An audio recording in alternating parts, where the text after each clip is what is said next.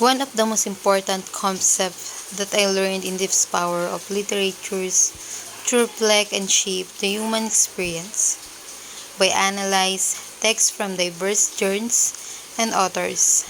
I realized how literature opens a window into different cultures, historicals. It it goes beyond storytelling.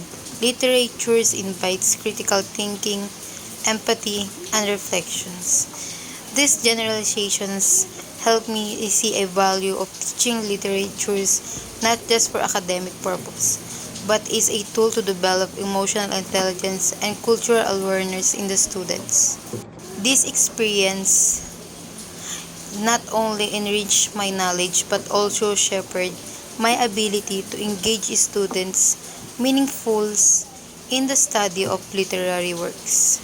I developed a deeper appreciation for the richness of literature, improved my instructional planning and developed delivery skills, and understand the importance of empathy, adaptability, and reflective teachings.